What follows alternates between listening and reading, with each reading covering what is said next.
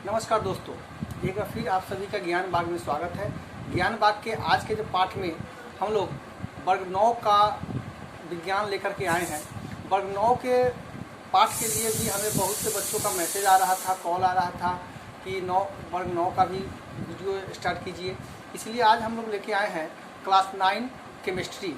तो आज का जो केमिस्ट्री का जो चैप्टर है वो है हमारे परिवेश के पदार्थ। Matter is our surrounding.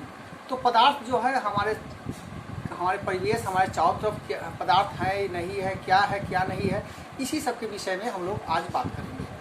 तो पदार्थ हमारे परिवेश में पदार्थ क्या है, पदार्थ किसे कहते हैं, पदार्थ क्या क्या चीज़ है, पदार्थ है, इसी सब के बारे में देखेंगे। तो पदार्थ जो है जनरली का 3 अवस्था में हम लोग के चारों तरफ पाया जाता है। पहला है ठोस, द्रव और गैस। गैस में भी अलग अलग तरह का है, ठोस में भी अलग अलग तरह का है। कुछ पदार्थ ऐसे हैं जो कि ठोस भी है, द्रव भी है और गैस भी है। इसी सब विषय पर हम लोग चर्चा करेंगे। तो आज का जो चैप्टर हम लोग स्टार्ट करते हैं, मैटर इन आवर सराउंडिंग। हमारे चारों तरफ मतलब हमारे परिवेश में पदार्थ का क्या है। तो कोई भी वस्तु जो उच्च स्थान घेरे, जिसमें द्रव्यमान एवं आयतन हो, जो अवरोध उत्पन्न करे, पदार्थ कहलाता है। जिसमें अगर कहीं पे कोई वस्तु हम रख देते हैं तो कुछ न कुछ जगह लेगा ही लेगा। अगर बहुत बड़ा वस्तु है, अगर हम कहीं जा रहे हैं, एक सामने में आ जाएगा तो हमको अवरोध उत्पन्न करेगा ही करेगा। और जिसमें आयतन हो, इसका आकार हो, ये सब हो, वो क्या होता है, पदार्थ कहलाता है। पदार्थ का वह रूप जिसकी एक निश्चित संरचना हो, इसके स्पष्ट गुण हो, द्रव कहलाता है। द्रव हम लोग देखें कि पदार्थ के 3 अवस्था है, ठोस, द्रव और गैस। जिसकी निश्चित संरचना हो वह क्या होता है, द्रव होता है। पदार्थ कणों का बना होता है। पदार्थ जो है वह कणों का बना होता है।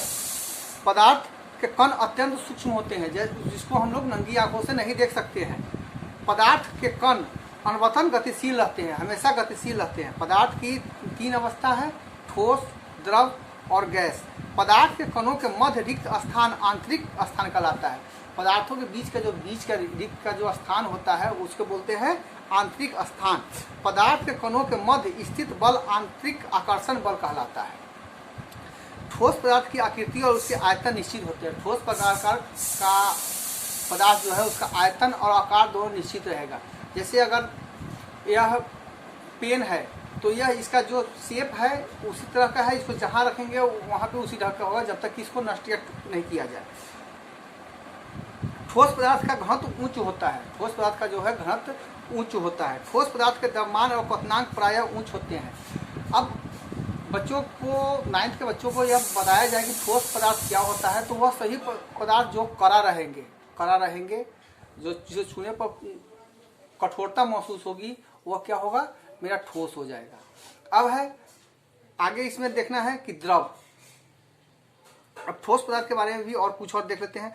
ठोस पदार्थ का एक निश्चित ज्यामितीय आकृति होती है। उसका जो भी होगा आकृति, जैसे अगर टेबल है, कुर्सी है, बेंच है, डेस्क है, तो उसका एक शेप बनाया हुआ है। उस शेप को बिना नष्ट किए हम उसको चेंज नहीं कर सकते हैं, लेकिन दूसरे में आगे हम लोग देखते हैं कि उसको हम कैसे कर सकते हैं।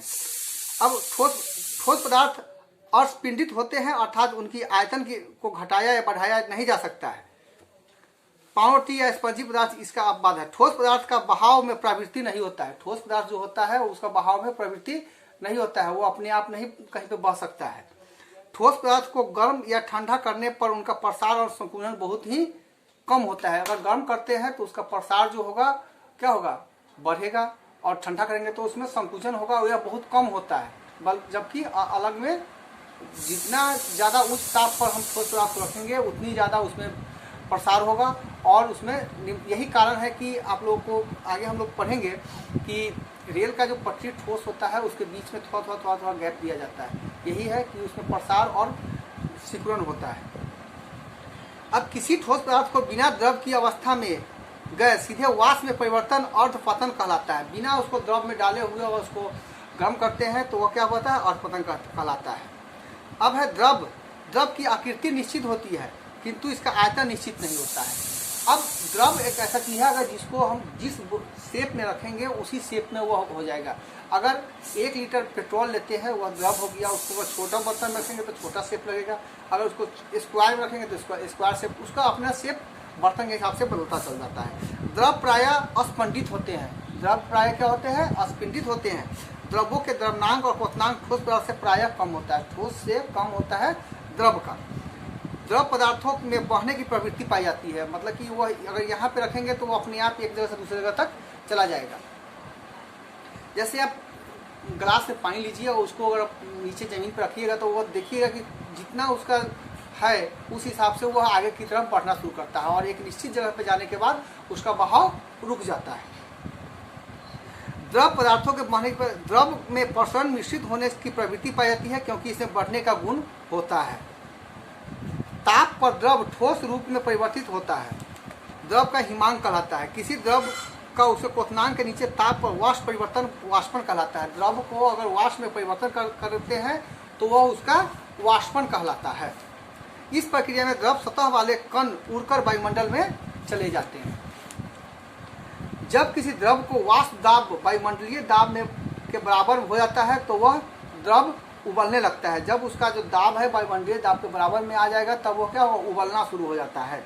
क्वथनांक पर द्रव का ताप तब तक स्थिर रहता है जब तक कि उसका संपूर्ण द्रव वाष्प में परिवर्तित नहीं हो जाए। क्वथनांक पर क्या होता है? जब तक वह पूरा भाप के रूप में उसका परिवर्तित होगा, खत्म नहीं हो जाए, तब तक वह काम करता रहता है। जिस ताप पर कोई ठोस पदार्थ पिघल कर द्रव के रूप में परिवर्तित होता है वह ताप उसका द्रव्यनांक कहते हैं।